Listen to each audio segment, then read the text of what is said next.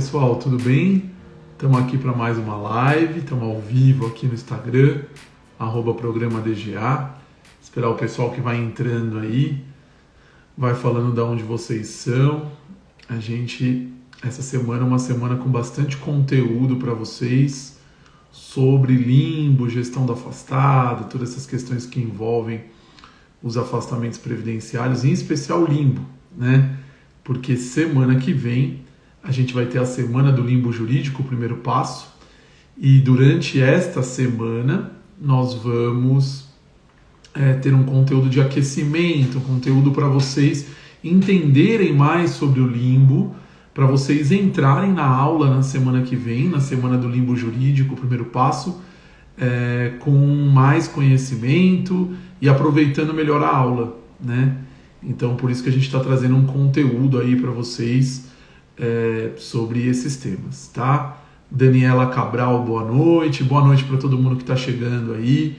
Vão mandando aí de onde vocês são, aperta o coraçãozinho aí para o Instagram identificar que a gente está ao vivo. Embaixo tem um aviãozinho, manda lá para alguém que possa se interessar por esse conteúdo, um advogado amigo, alguém que vocês conheçam, que quer aprofundar um pouco mais no limbo. Hoje a nossa live vai ser como o advogado pode atuar no limbo, né?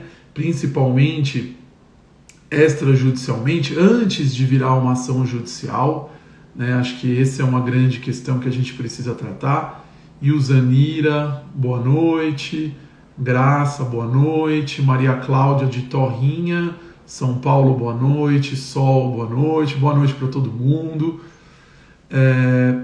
Navarro falando que está sem som, acho que está sem som aí para você. De repente, Silvana, aumenta aí o volume do seu celular, né? Daniela, João Francisco, boa noite. Santa Cruz do Sul, a Sol do Rio Grande do Sul. Andréa de Santo André, ó, que legal. Pessoal do Brasil inteiro, né? Acho que esse que é a grande questão. A Lúcia Helena, boa noite. Tatiana, boa noite para todo mundo. Pessoal, vamos lá, vamos mandando aí, vamos avisando o pessoal que a gente está ao vivo. A gente tem uma semana bem especial para vocês, conteúdo novo todos os dias, né? Eu até peguei aqui, vou até repassar. Hoje a gente vai falar de como o advogado pode atuar extrajudicialmente no limbo. Amanhã, os erros que o advogado não pode cometer na hora de impugnar um laudo pericial, no dia 22. Dia 23, contestação de nexo técnico epidemiológico. Dia 24, aquela história dos múltiplos atestados com CIDs diferentes, como o advogado deve atuar nesses casos. E dia 25, sexta-feira, tudo que o advogado precisa saber sobre o retorno do funcionário afastado para evitar o limbo. Então, a gente vai tratar de todos esses temas, né, para aquecer, para que vocês possam participar da nossa Semana do Limbo Jurídico, o primeiro passo. As inscrições já estão abertas na bio do @programa DGA. Tem que acessar lá, acessar o link e fazer a sua inscrição, tá? A Semana do Limbo Jurídico, o primeiro passo, ela vai acontecer nos dias 29, 30 e 31, né, de agosto agora, na outra semana, tá? A gente vai tratar desse tema, tá? Então, vai ser bem interessante e a gente vai poder trazer todos estes, vamos dizer assim, essas informações, todo esse conteúdo que é importante para quem atua no limbo, né? E já adiantando aqui, já vou adiantar, a gente vai ter um curso, tá? Já faz 10 meses que a gente não tem uma turma do programa DGA e a gente vai ter um curso que eu vou estar lançando, um curso inédito para vocês sobre limbo, reformulado. Então, quem já foi ou é aluno do programa DGA, a gente reformulou o curso, aulas novas, atualizadas. Então, o curso vai ser todo, o conteúdo todo mais recente, né? Com as atualizações, com tudo que teve novo. Então, um conteúdo bem bacana aí. Então, vamos lá, vamos acompanhar que tem bastante coisa legal para vocês e tem que se inscrever, né? O link para inscrição está lá, @programa DGA, dá para vocês se inscreverem. seguirem aqui o nosso perfil. A gente traz bastante conteúdo gratuito e de qualidade para vocês poderem atuar nesta área, né? Então tem que se inscrever. Outra questão vocês têm que se inscrever também no nosso canal no YouTube, né? Professor, né? Lá tá lá João Batista Optis Neto. É só procurar que tem o link também e tem que se inscrever no nosso canal no YouTube. A gente está disponibilizando uns vídeos bem legais ali para vocês, tá? Então, Dr. João Batista Optis Neto, O-P-I-T-Z, né? Como escreve meu nome, para vocês procurarem lá no YouTube. Bom, pessoal, como eu sempre falo nas nossas lives, mandem as perguntas aqui na caixinha de perguntas, tem um pontinho de interrogação embaixo aí no Instagram, manda lá, tá? Porque fica mais fácil para eu conseguir visualizar as perguntas, porque o pessoal vai entrando, vai mandando pergunta, e aí as perguntas vão subindo e fica mais difícil da gente conseguir localizar, tá? Então, se possível, por favor, mandem as perguntas lá na caixinha de perguntas, tá? E aí a gente vai esclarecendo.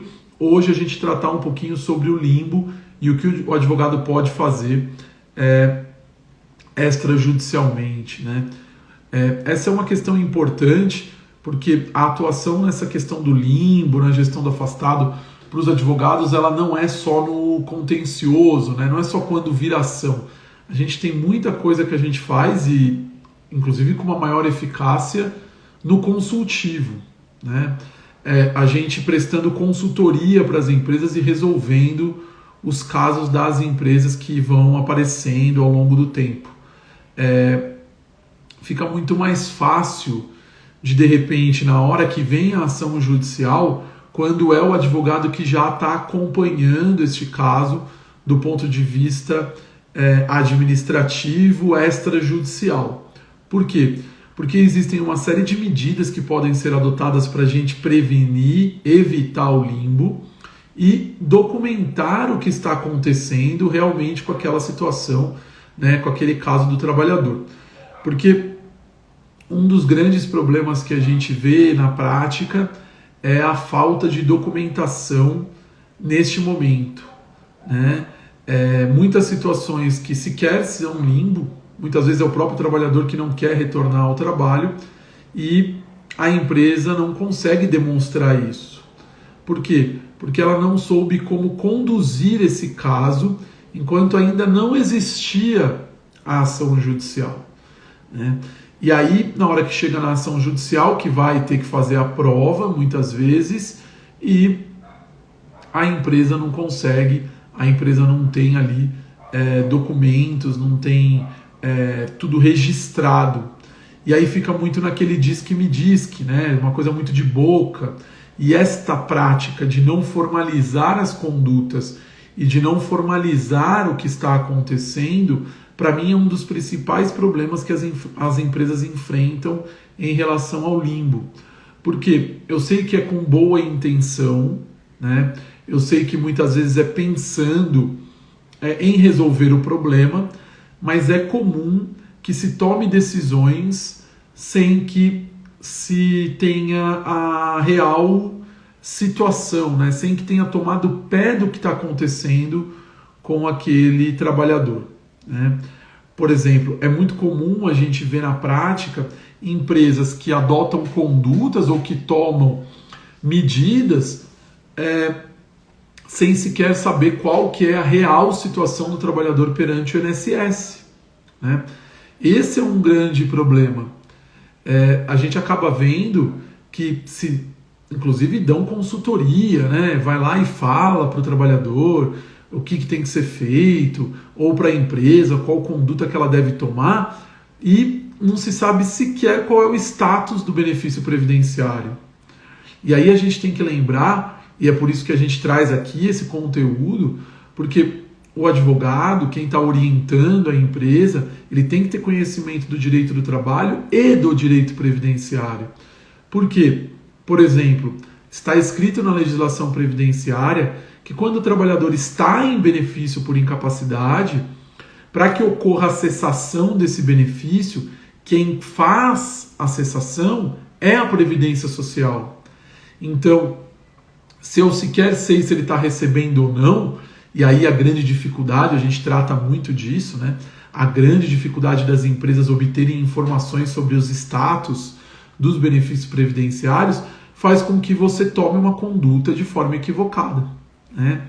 Então, este é um grande problema que a gente precisa evitar, que a gente precisa fazer com que não ocorra, né? Esta falta de comunicação e a falta de transparência, muitas vezes, é o que acarreta no limbo, tá certo? Por que eu digo falta de transparência? Porque muitas vezes a gente observa na prática que não se tem uma conversa franca, não se chega e se, por exemplo, chama esse trabalhador na empresa e fala, olha, o que está acontecendo? Qual que é a sua real situação? Você está recebendo do INSS? Você não está recebendo do INSS? O que está acontecendo com você? A gente muitas vezes não vê essa atuação por parte das empresas. Infelizmente. Por quê? Porque este pensamento, e a gente bate sempre muito nessa tecla, de que, se afastou para o INSS, eu não tenho mais que me preocupar com ele, ele só volta aqui, ele que eu estou dizendo trabalhador, né? Ele só volta aqui quando ele estiver bem para trabalhar, quando ele não tiver nada, quando o médico dele der alta, é o que mais acarreta no limbo, né? Porque eu, empresa, não consigo fazer uma gestão adequada, não consigo saber o que está acontecendo se eu não tenho informações, né? A Glorinha entrando aí, boa noite, Glorinha, tudo bem? Então é fundamental que vocês tenham essas informações para dar esta consultoria. Então, o primeiro passo para você fazer uma consultoria de forma adequada, para você evitar que o limbo aconteça, é saber qual é o status do benefício perante o INSS. Eu tenho certeza se esse trabalhador está ou não afastado, até quando ele recebeu o benefício previdenciário, ele chegou a receber o benefício previdenciário, qual foi o tipo de benefício que ele recebeu por incapacidade? São informações fundamentais. Por quê? Porque cada tipo de benefício é o que vai fazer com que tenha uma repercussão jurídica para a empresa. Ela precisa saber exatamente o que está acontecendo, não do ouvir dizer. Esse é um grande problema que a gente tem que enfrentar na prática, né?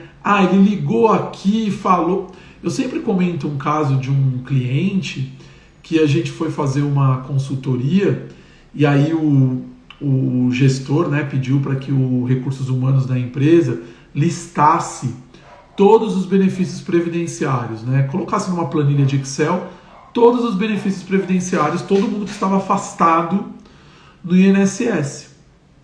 E aí a gente começou a ver um por um dos casos, né, numa reunião, e começamos a ver, esse aqui está afastado em benefício B91, esse aqui está em B31 e tal, até que a gente chegou num que a funcionária do RH falou assim, olha, este aqui ele está recebendo auxílio acidente, está afastado no INSS.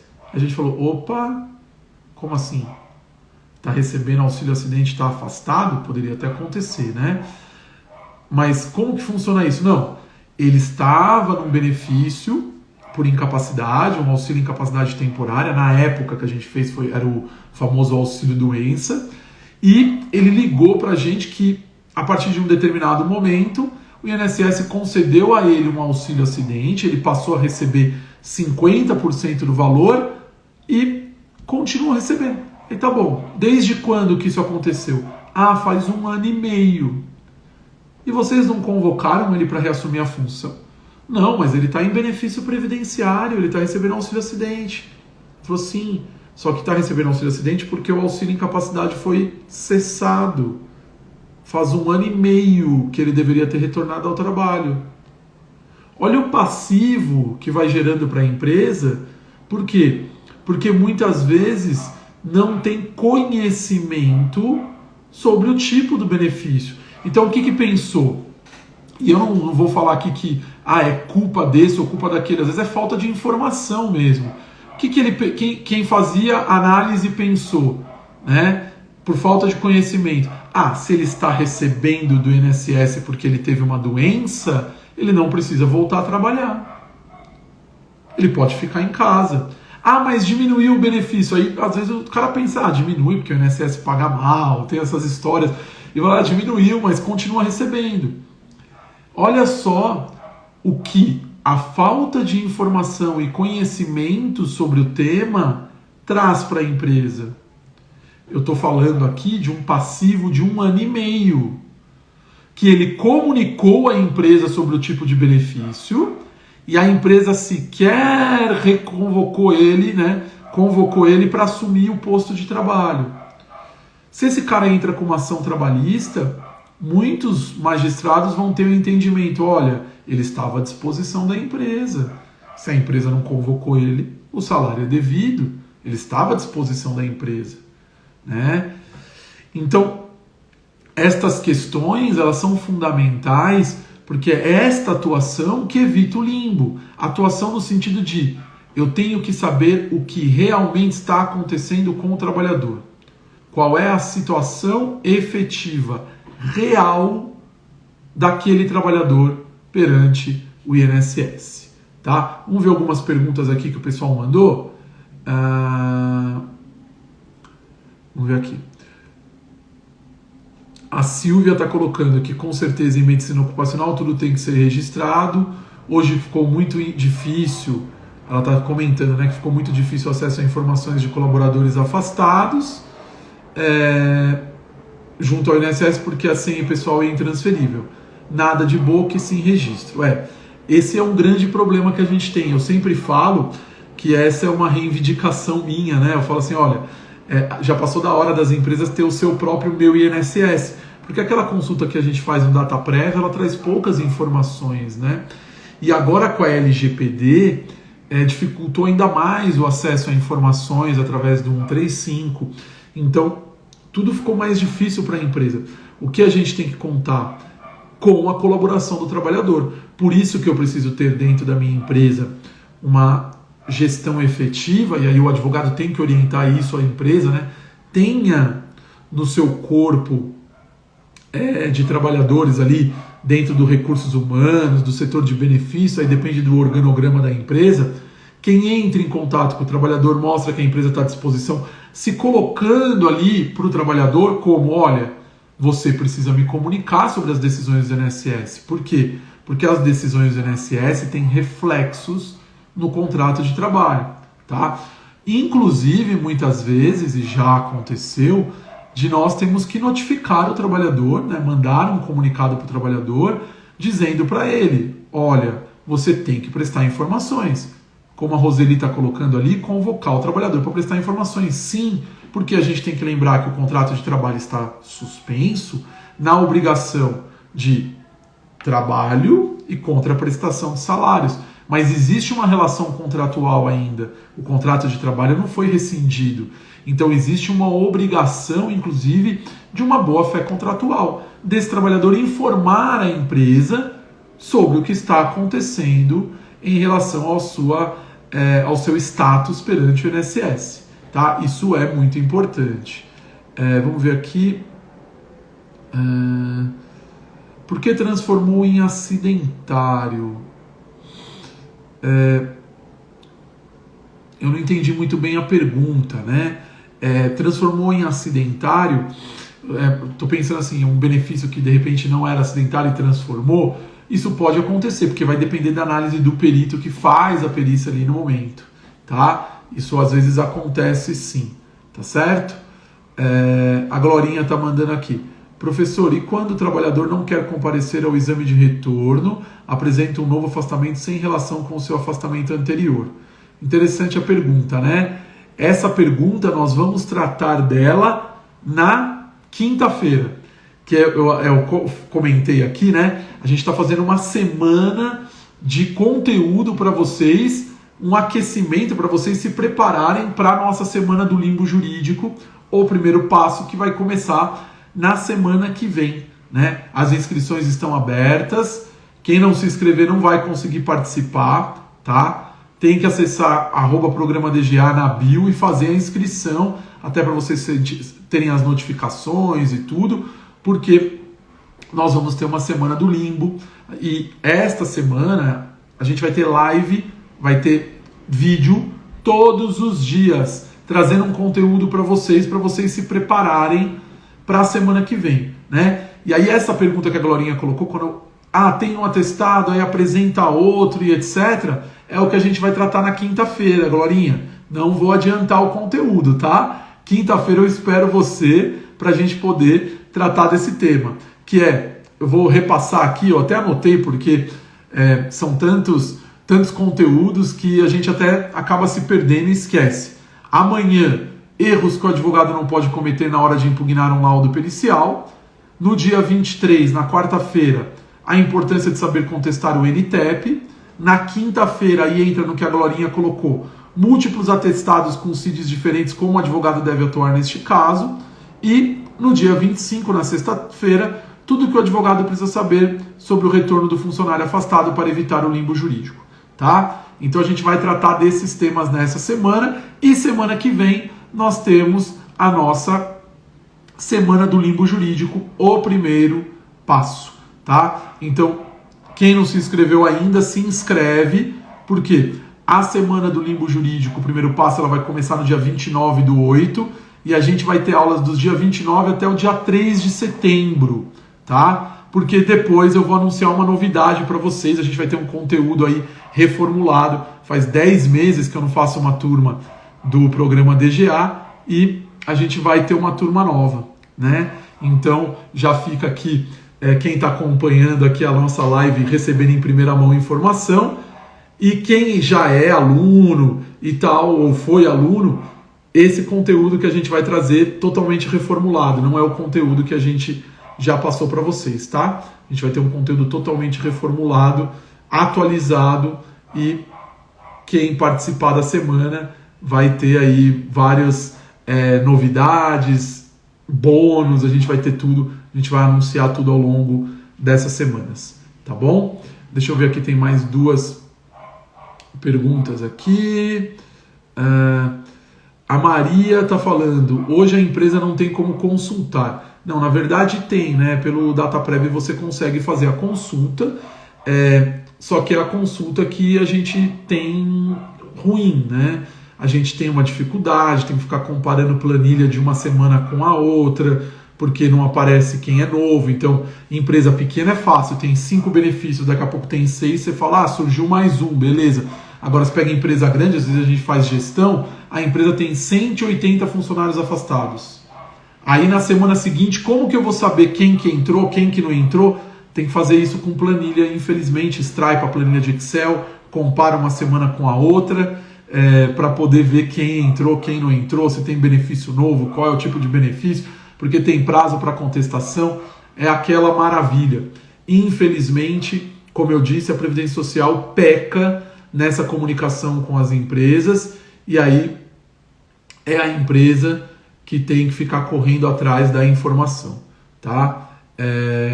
A Thalia está perguntando por que o INSS não está reconhecendo o B91 para em trajetos com CAT aberta. Deve ser algum caso específico que o perito entendeu que não enquadrava, tá? Porque acidente de trajeto continua sendo acidente de trabalho. Está previsto na legislação, no artigo 21, tá? Então, da Lei 8213/91. Não tem por que não aceitar.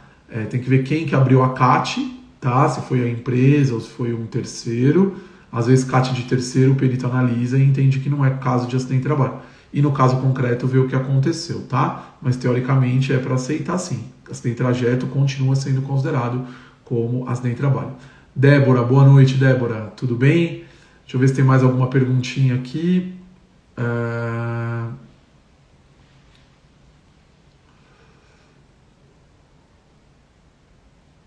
Prefeitura convoca segurado para voltar ao trabalho mesmo com perícia agendada, RGPS. Eu não entendi qual é a dúvida. O que acontece é o seguinte,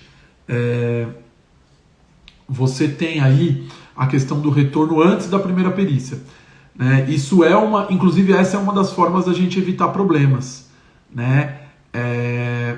Por que a gente está falando isso?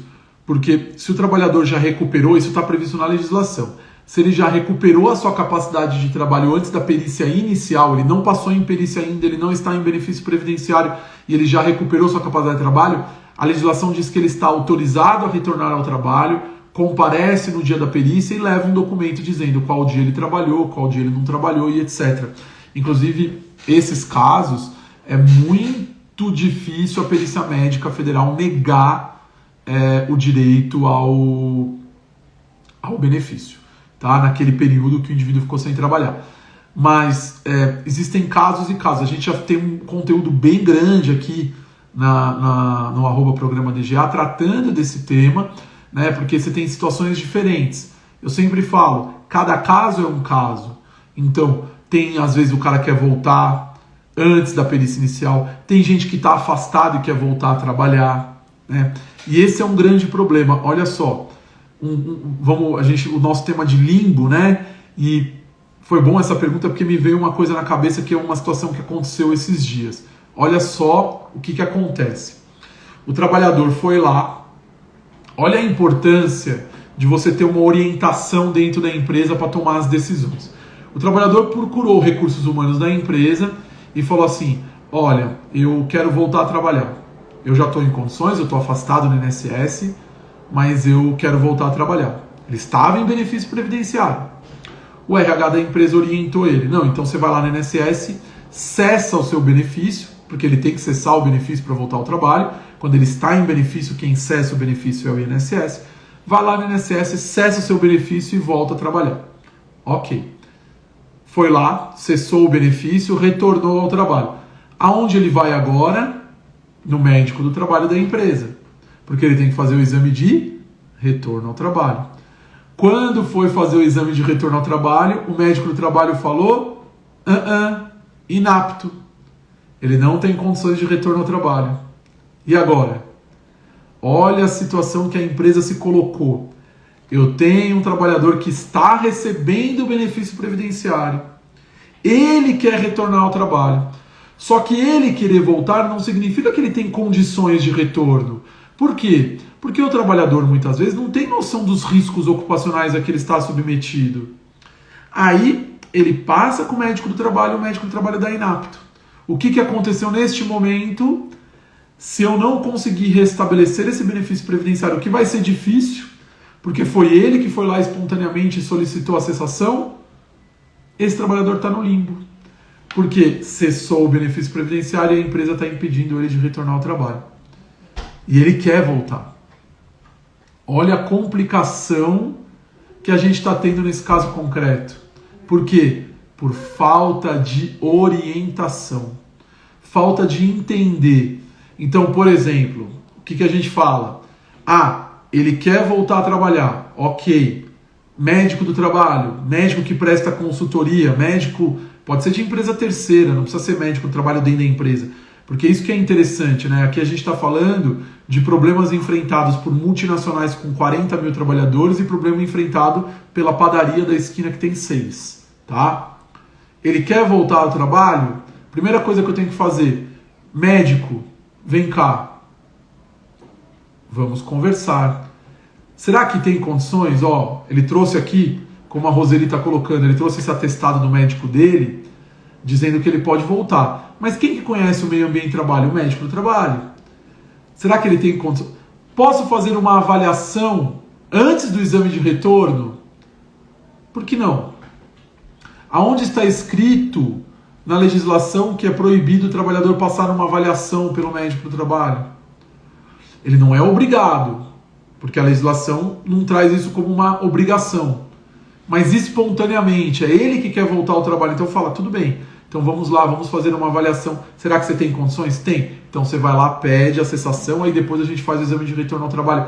São coisas que a gente consegue fazer na prática, orientando, simples orientações que evitam esses problemas, né? A gente sabe, vai ser muito difícil ele voltar a benefício, como a Roseli está colocando, porque foi ele que foi lá e falou, não quero, estou bem. Só que aí chega na empresa, o médico do trabalho sabe o risco ocupacional da atividade. Aí ele fala assim, não, mas eu não posso permitir o cara com esse tipo de lesão voltar ao trabalho, né?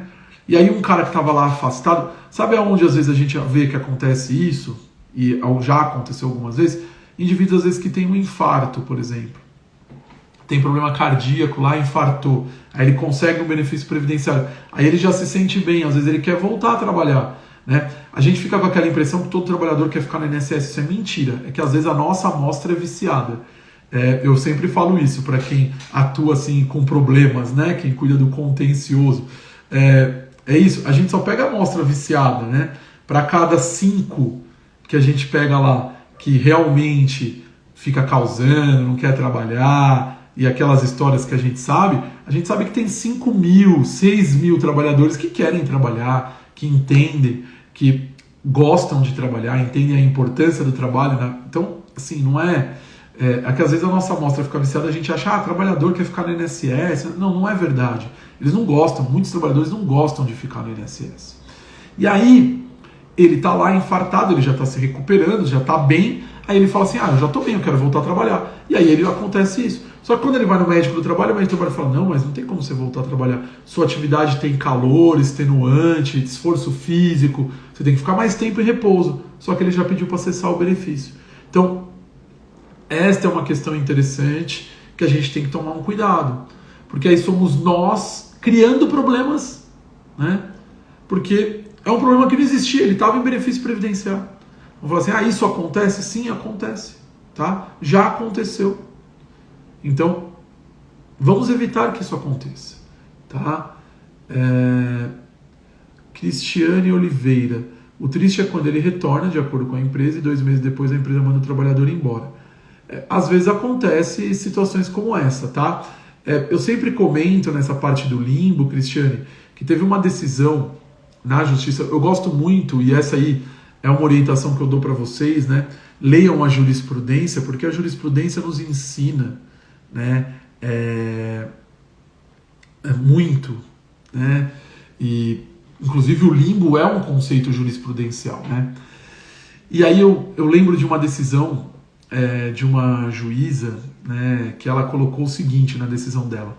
Ela falou sobre o limbo, e aí ela falou que a empresa não pagava os salários e não chamava o trabalhador para exercer a atividade, não fazia nada, deixou o trabalhador sem receber salários, ele estava sem benefício previdenciário.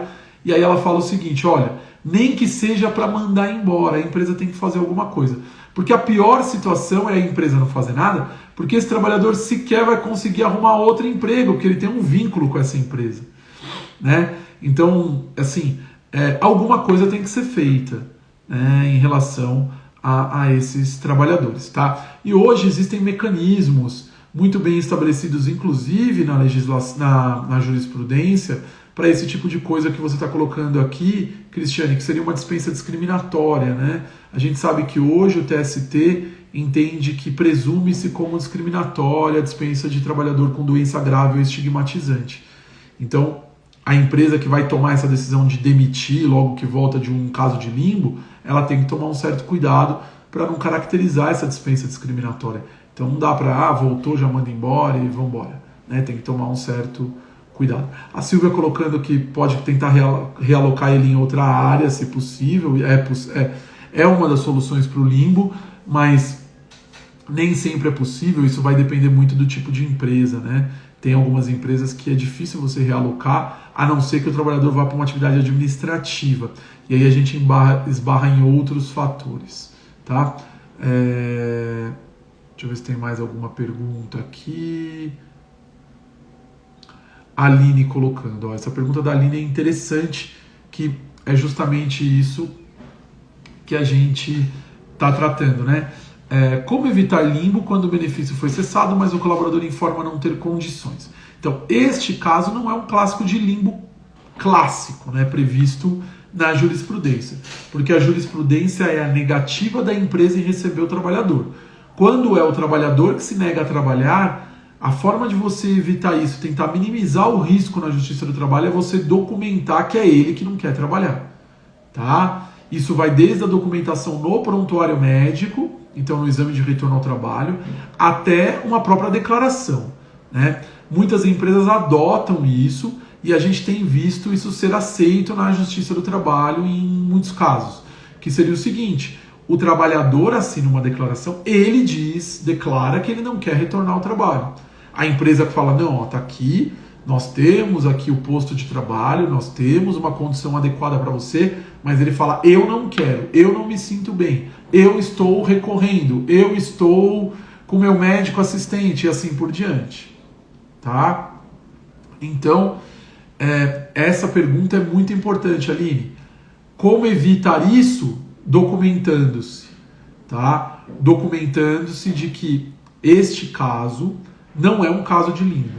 E aí, na defesa trabalhista, quando muitos desses casos acabam virando ação, a empresa vai ter que demonstrar isso. Tá? Muitas empresas, inclusive, quando o trabalhador está movendo ação contra o INSS e tem advogado constituído, entram em contato o advogado da empresa com o advogado do trabalhador e fazem um termo, né, do trabalhador declarando que ele não quer retornar, que ele não tem a intenção de retornar e assim por diante. Tá? Essa é uma questão importante e que precisa ser pensada. Inclusive, essa era uma das formas da gente evitar o limbo, né? A gente ter esse documento que, se o trabalhador tiver assistido por um advogado, isso ainda ganha uma maior importância.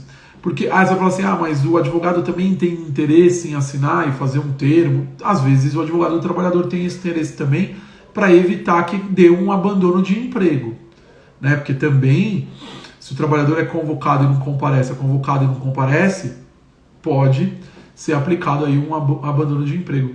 Então, esta coisa é muito importante, tá? A gente precisa tratar disso com uma certa cautela, né? Olha lá, a Glorinha colocando que, por falar nesse caso, gostaria de agradecer você. Com apendicado, livrei a empresa de uma funcionária que colocou na justiça e tínhamos esse documento assinado.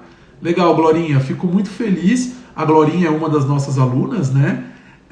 Fico muito feliz que você tenha conseguido resultado, porque a gente vê resultado, né? Às vezes é uma coisa simples, uma orientação simples que a gente dá e que acaba dando resultado, né? É isso que a gente espera, né? Então, tudo que a gente fala, que a gente traz aqui de conteúdo é para isso, para a gente ver essa aplicação prática desse conhecimento, evitando problemas para vocês. Fico muito feliz que tenha dado certo e é o que a gente tem visto na justiça. Esses documentos, eles são importantes, né? E a gente acaba, como você disse, muitas vezes descaracterizando o limbo com um simples documento, uma simples orientação. E eu tenho certeza, por exemplo, que nesse caso, você que orientou a empresa também ficou muito satisfeita com os seus serviços, né? Então é isso o que a gente espera e é por isso que a gente traz esse conteúdo aqui. Bem legal, Glorinha. Que mais aqui? Deixa eu ver. Janaína, existe limbo quando a empresa, apesar de receber, mas meses depois devolve para o INSS sem haver respaldo médico? Então, Janaína, o limbo ele se caracteriza quando o benefício é cessado e a empresa deixa o trabalhador sem salários e sem receber o benefício previdenciário, porque o INSS não recebeu, né? Não concedeu o benefício. Então o trabalhador fica sem salários e sem benefício previdenciário. Se isso é uma atitude feita por um inapto do médico do trabalho ou por uma iniciativa do RH sem passar com o médico do trabalho, não importa. O que importa é esse trabalhador está sem salários e não reassumiu a sua função, tá? Então essa é uma questão que caracteriza o limbo, sim, tá? A Glorinha colocando que ganhou até um elogio hoje. Foi porque saiu hoje essa decisão, Glorinha? Que legal, fico feliz, viu? Legal ver aquilo que a gente passa aqui, que a gente faz na prática e vocês fazendo e dando resultado. Aline, se a empresa efetuar o pagamento dos salários e mantém o funcionário afastado do labor e depois o benefício é restabelecido, cabe à empresa ingressar com ação requerendo a restituição dos valores? Então, se ele está trabalhando, não há por que ele restituir, né? A TNU, a Turma Nacional de Uniformização, já tem entendimento, né, de que se ele está trabalhando e depois reconhece que ele tinha um período de incapacidade e ele trabalhou naquele período de incapacidade reconhecido na justiça, isso não é incompatível. Ele faz jus aos salários pagos pela empresa, porque ele prestou o serviço, e ele vai receber o retroativo pela ação ali, pelo ato administrativo e legal ali, né, do INSS. Então ele vai receber as duas coisas, tá? Neste caso que você está colocando, pelo que eu estou entendendo, é a licença remunerada. Eu coloquei o trabalhador em licença remunerada, eu pago os salários e ele está lá brigando com o INSS. Depois, teoricamente, ele deveria me devolver esses valores pagos. Eu entendo que sim, né, que deveria ocorrer esta devolução. A maior parte das empresas não busca esses valores, é o que a gente vê na prática, tá?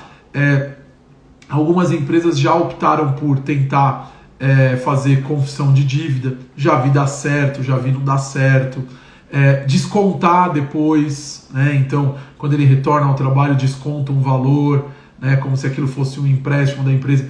Então, assim, o que eu falo nesses casos quando a gente orienta um empresário, não conte com esse valor. A gente pode tentar reaver o valor, né, tentar uma saída, uma ação requerendo a restituição do valor, de repente pode ser uma solução, tá? Não tem muita jurisprudência sobre isso, não tem muitas ações, as empresas não costumam fazer isso, mas eu entendo sim que deveria ser devido, até por boa fé, né? A empresa agiu de boa fé com o trabalhador e o trabalhador deveria agir de boa fé com a empresa.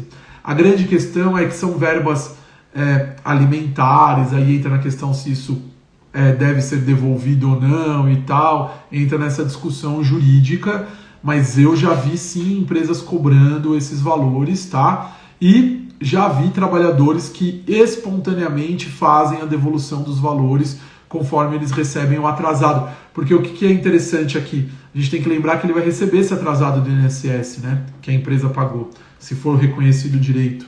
Então, devolvendo os valores para as empresas, tá? Mas quando eu vou fazer essa orientação para os empresários, eu falo, a gente vai colocar ele em licença remunerada, a gente pode tentar aqui se cercar, fazer um contrato, fazer uma confissão de dívida, fazer tal, mas não conte com esse valor, porque não é certeza que a gente vai receber, porque a gente sabe que na Justiça do Trabalho, às vezes o trabalhador é considerado hipossuficiente, não sei o quê. Aí você fala assim, então qual que é a vantagem de colocar ele numa licença remunerada? Muitas vezes, a vantagem é a gente evitar o dano moral, né?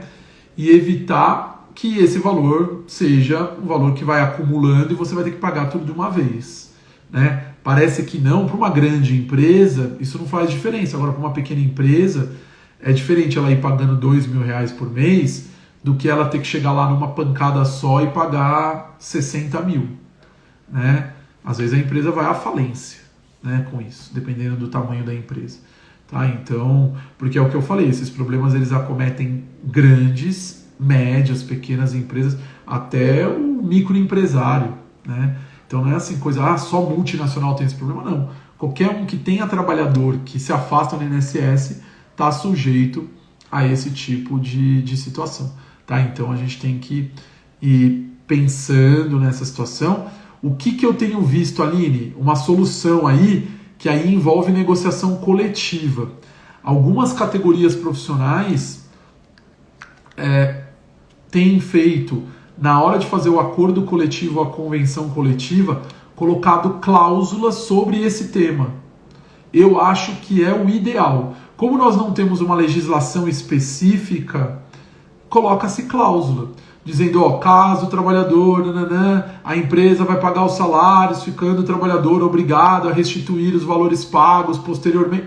Eu já vi cláusulas de acordo coletivo e convenção coletiva nesse sentido, estabelecendo como que fica nessa situação, tá? Inclusive essa obrigação do trabalhador informar a empresa sobre status previdenciário, às vezes vale a pena em negociação coletiva também colocar, tá? É claro que a gente passou por um período agora a gente sabe, de enfraquecimento dos sindicatos como um todo, né?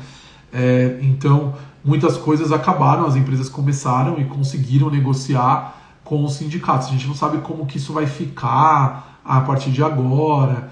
Não vou entrar em questão política, a gente está vendo agora anúncio de novo de imposto sindical, então assim, eu não sei como que isso vai ser no futuro, mas neste momento, de repente, é um momento interessante para as empresas se reunirem, né, o sindicato patronal ou a própria empresa fazendo acordos e tentar fazer uma negociação nesse sentido, tá? É um momento interessante, tá? Deixa eu ver aqui... Quando o benefício é cessado e o médico particular do cliente, o médico trabalha da inapto. Então, aí nesse caso é justamente o limbo, tá? Se ele não conseguir novo benefício previdenciário, vai caracterizar o limbo.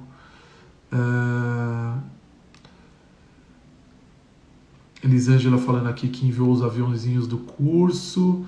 Que bom, Elisângela, obrigado, viu? Vamos lá. Temos aí uma semana de conteúdo, né? Para quem chegou agora, voltando ao que eu tinha falado, vamos ter conteúdo essa semana todos os dias, né? Então amanhã tem os erros que o advogado não pode cometer na hora de impugnar um laudo pericial. Dia 23, quarta-feira, a importância de saber contestar o NTEP. Tô lendo aqui porque senão eu esqueço, tá? Dia 24, múltiplos atestados com CIDs diferentes, como o advogado deve atuar nesses casos.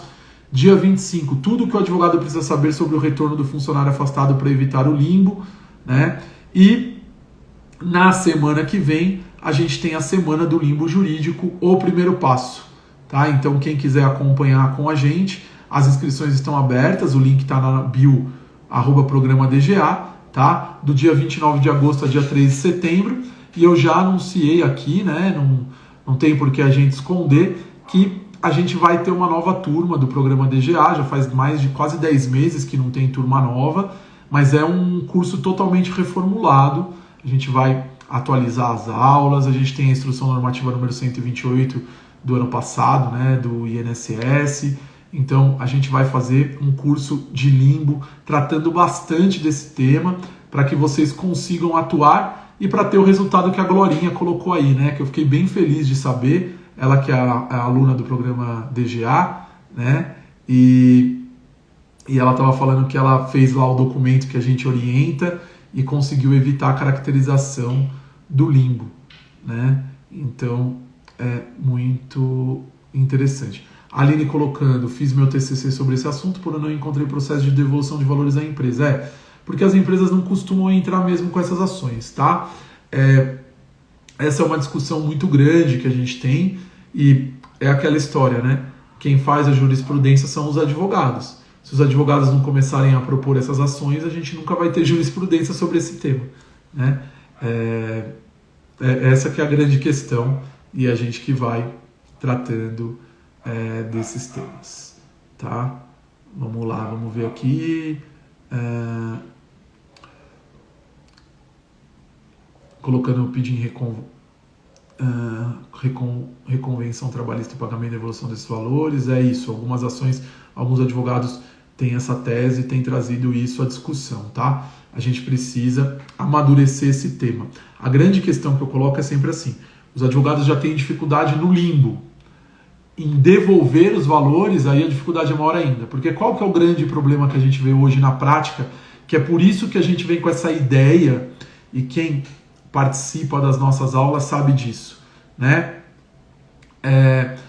Qual que é o grande problema que a gente tem, tá? Os advogados, alguns atuam na trabalhista e alguns atuam na previdenciária. A gente tem que ter uma intersecção entre esses direitos, né?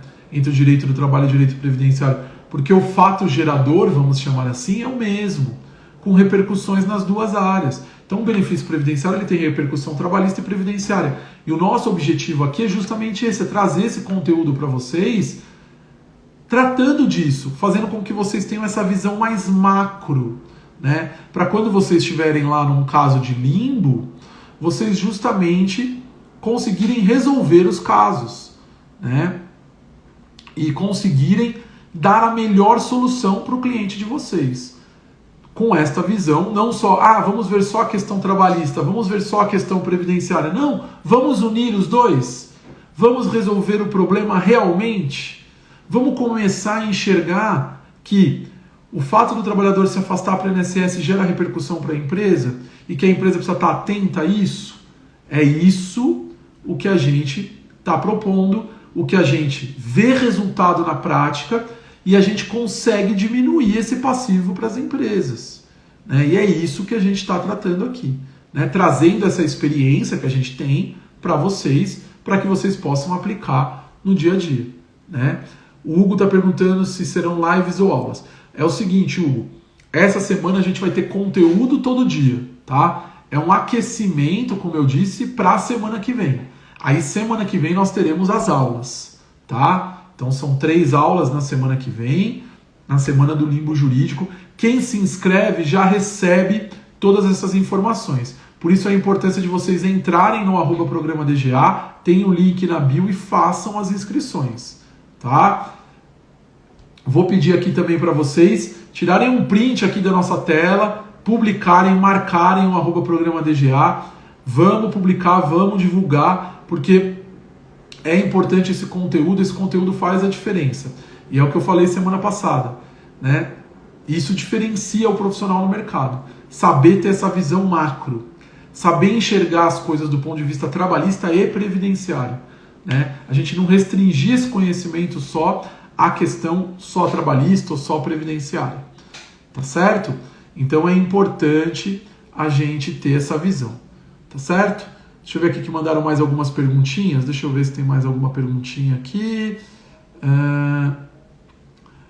A Aline colocando, dizendo que foi aluna do DGA e agora acompanha sempre. O curso fez total diferença na minha gestão dos afastados. Que legal, Aline. Fico feliz. Como eu disse para a Glorinha, é por isso que a gente está aqui, né? Para ver que vocês estão tendo resultados que eu tenho, né, no meu dia a dia, e que vocês também estão tendo esses resultados. É por isso que a gente traz esse conhecimento para vocês. Bem legal, Aline. Então fica de olho, Aline. Se você fez o curso, fica de olho nesse novo curso aí. Vai gostar, hein? A gente vai trazer um conteúdo totalmente reformulado, atualizado, e tenho certeza que você vai gostar bastante, tá? Então acompanha aí que a gente tem novidade. Roseli aqui, obrigado, Roseli. Roseli também está sempre acompanhando a gente, né? Deixa eu ver aqui, tem mais alguma pergunta? Olha só que interessante essa pergunta da Dani, né? O funcionário está na justiça contra o INSS, tem atestado de médico do SUS, tem aso de retorno inapto, é limbo. Então, Dani, neste caso, a empresa está impedindo ele de retornar ao trabalho. Porque a gente tem que lembrar que existe uma hierarquia dos atestados médicos, né? A gente sempre trata desse tema, e inclusive no meu livro, eu tenho um capítulo específico tratando só dessa hierarquia dos atestados, hierarquia das decisões médicas. A Lei 605 de 1949, no seu artigo 6º, ela traz que o atestado do médico do trabalho, que seria o médico responsável pela medicina ocupacional da empresa, e aqui, pessoal, quando eu falo médico do trabalho, muitas pessoas acham assim, então é só de grande empresa. Não. Quando você é uma pequena empresa, você contrata um médico para fazer os exames ocupacionais que estão previstos na CLT. Esse é o seu médico do trabalho. Você está delegando a ele a função da medicina do trabalho da sua empresa. Então, quando eu uso o termo médico do trabalho, eu estou falando grandes empresas que têm o seu médico contratado em regime CLT ali trabalhando dia a dia, e aqueles que terceirizam os serviços para uma clínica de medicina ocupacional, o que quer que seja. Aí, eu tenho este profissional com uma decisão acima do médico assistencial. Então, por exemplo, você colocou, ele tem um atestado do médico do SUS. O médico do trabalho ele é obrigado a concordar com esse atestado? Não.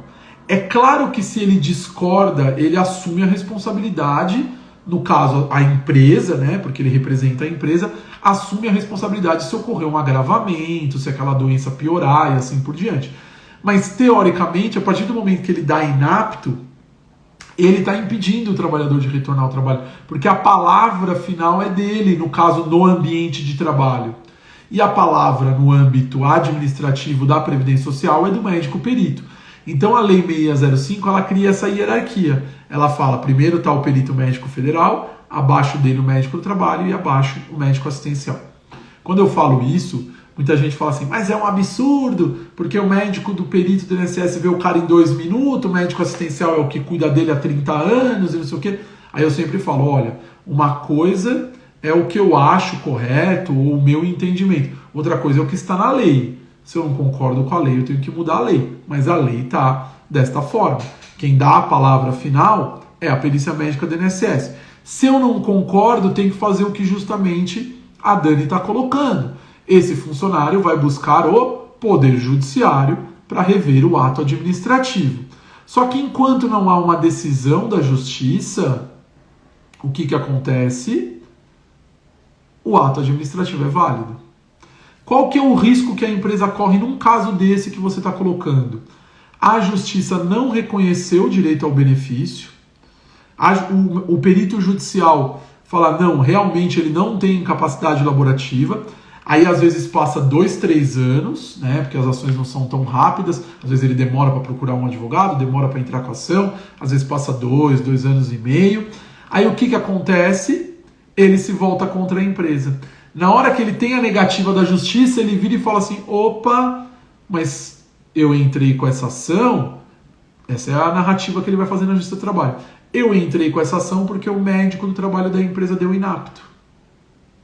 Ele me colocou no limbo, eu busquei o Poder Judiciário e o Poder Judiciário falou que a decisão do INSS estava correta.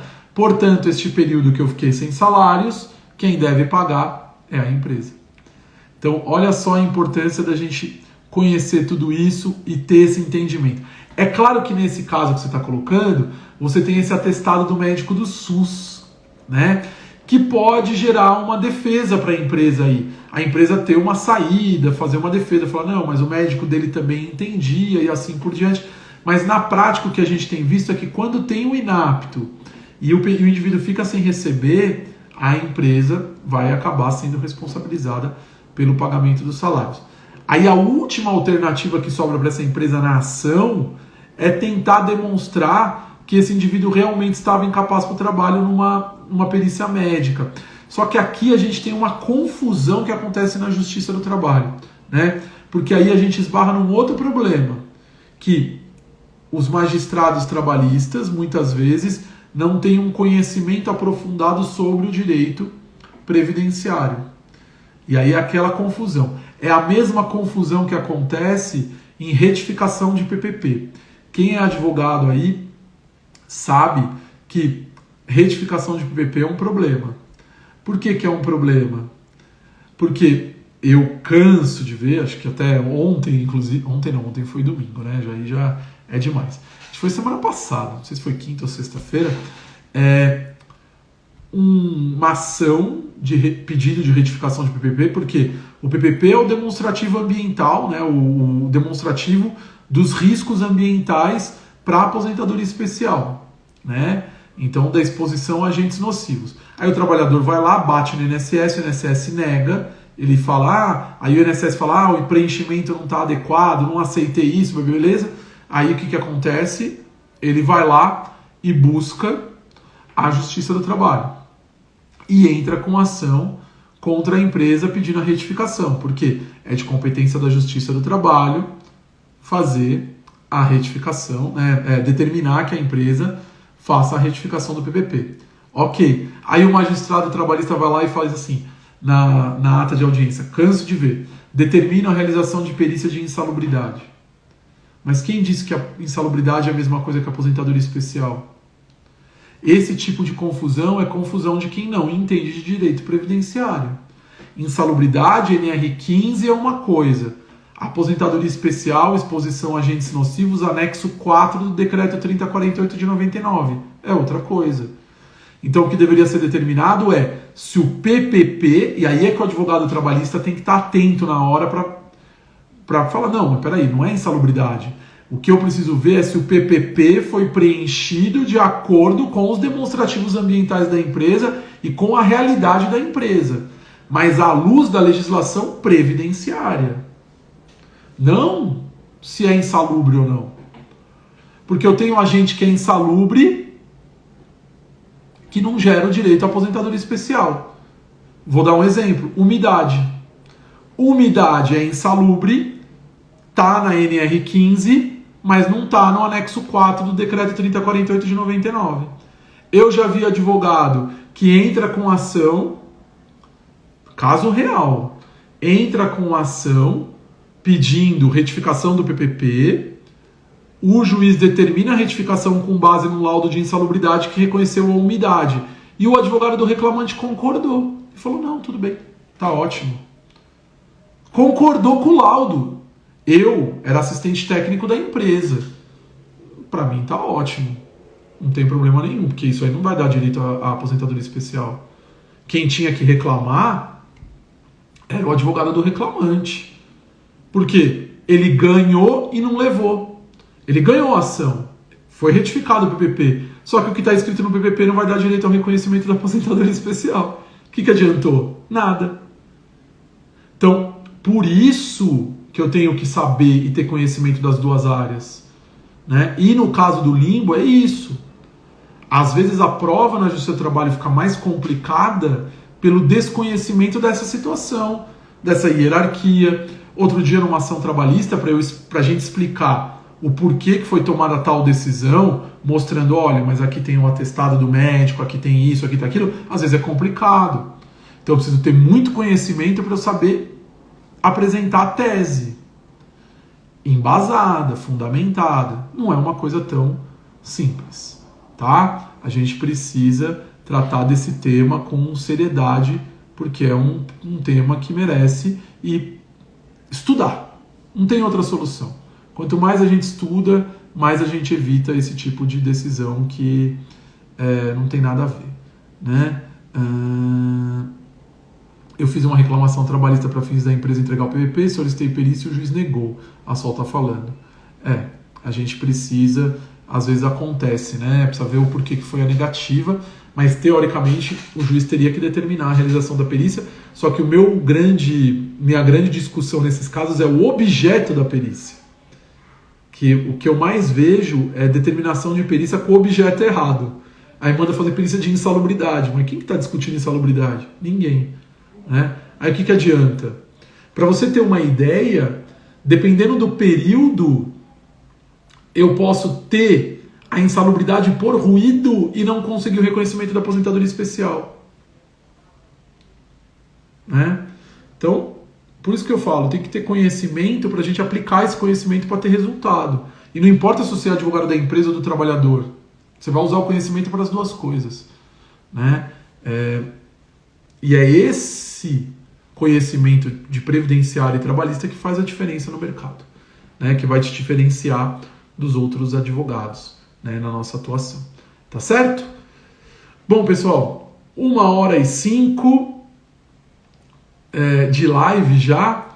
Queria mais uma vez agradecer a todos vocês e lembrar vocês que essa semana é semana de conteúdo todo dia, tá? Preparação para a nossa semana do limbo jurídico, o primeiro passo, que vai acontecer na semana que vem. Aí vai ser aula, a gente está fazendo esse conteúdo para preparar vocês, aí semana que vem é aula. Só que tem que se inscrever. Quem não se inscrever não vai conseguir participar, tá? O link para inscrição tá lá no @programa DGA, onde eu estou fazendo essa live, na bio, tá? Tem que acessar e fazer a sua inscrição, tá bom? E vamos ter curso sim, o pessoal tem mandado bastante essa pergunta. Quem acompanhar vai saber todas essas novidades, tudo que a gente vai estar fazendo em primeira mão, tá bom? Então, não se esqueçam, hein? Comentem, mandem as perguntas, eu sempre deixo caixinha de pergunta lá no Story, mandem as perguntas para que a gente possa ver o que vocês querem saber, quais são os temas, perguntas, porque a gente vai norteando o conteúdo que a gente traz de acordo com as dúvidas de vocês, tá bom? Obrigado, Silvia, Elisângela, muito obrigado. Obrigado a todo mundo aí que está acompanhando. E fica então aqui no meu boa noite. A gente se vê amanhã, tá? Amanhã tem conteúdo para vocês e semana que vem aula. Então, se inscrevam, hein? Não vão perder essa oportunidade. Grande abraço, pessoal. Até mais.